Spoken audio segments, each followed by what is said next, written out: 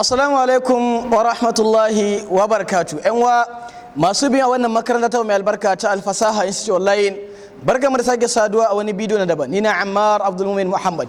‘Yan wa yau za mu yi bayani akan hukuncin yin azumin Arfa ranar Juma'a. Shin za a yi ko ba za a yi ba? Shin za a gama da wata rana ko ba bukatar haka?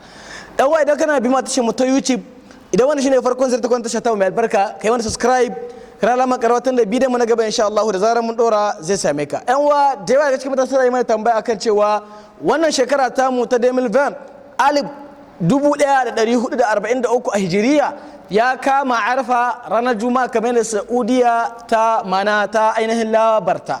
Shin za a azumci ranar Juma'a ita kadai kamar yadda an samu hadisi kamar yadda yan wasu ke cewa wannan manzala ke cewa kada mutum ya azumta ranar Juma'a ita kadai sai ya zo da azumi bayanta ko gabanta. To ya ne za a azumin Arfa shi kadai ne ba tare da an kawo wata rana ba, ko kuma za a yi alhamishi ne tukwana a yi Juma'a, ko kuma a yi Juma'a tukwana a yi Subdu?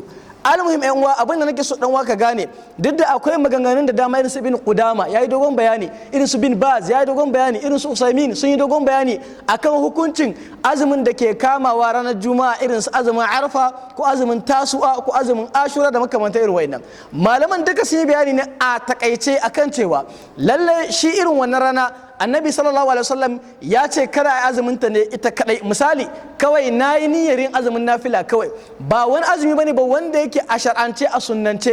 Me nake nufi da haka? Misali, an ce wannan azumin Arafa kana da lada kaza, ba a ce azumin Juma'a ba.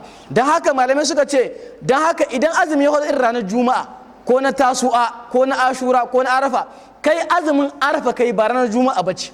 Abin da ba su shine kawai ka ɗauki azumi takantanas ranar Juma'a ita kadai ba tare da kayi sudu ba kayi ladi.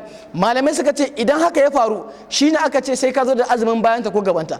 Amma ga wanda yake azumi irin azumin Annabi Dauda, misali yau idan yayi gobe ya sha, sai wata rana ya faɗa ranar Juma'a, sai ya ce ba zai yi ba tunda Juma'a ce, kaga me ba zai haka ba saboda shi azumin Annabi Dauda ne. Da ana magana ne ga mutumin da zai ɗauki azumin nafila takanas ta Kano, in ji Bahaushe, kawai azumin Juma'a ita kada, ana magana ne.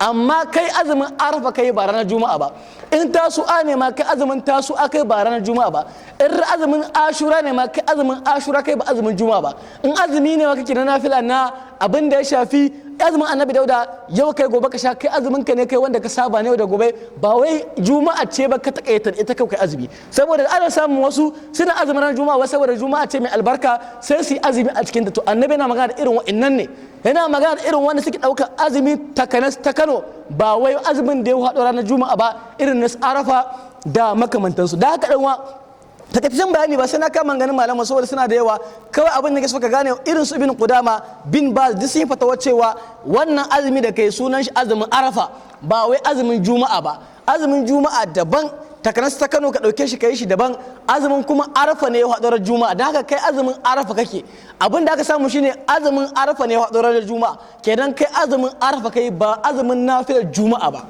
Da fata an gane, azumin Arafa kai ya haɗu ranar Juma'a, ba wai azumin Juma'a kai na haka niyya ba. Da haka wani shi daga can bayan ɗanwa mu hutu su da kanmu ɗanwa, mu bari yawan tambaye har ka saka cikin shubha, kai azumin Arafa kai ba ranar Juma'a ba. Shikenan Allah ya karba. Da haka ya halatta yan wa mu yi azumin mu na wannan shekara ranar Juma'a na Arfa kadai, ba tare da mun gama alamishi ba, kuma ba tare da mun gama sudu wanda ba zai yi ba saboda sudu ranar sallah ce. Shi ranar sallah ba kyau a azumi. Allah sa mu gane yan wa, mu gama insha Allah a wani bidiyo na daban insha Allah wanda za su yi ta zo muku a cikin wannan. Abin da muke bukata kawai shine yan wa ku ci gaba da bibiyan mu, kuma idan bidiyo barka muna liking domin yana ƙara mana ƙarfin gwiwa wajen inganta muku bidiyo insha Allah. Wassalamu alaikum wa rahmatullahi wa barakatuh.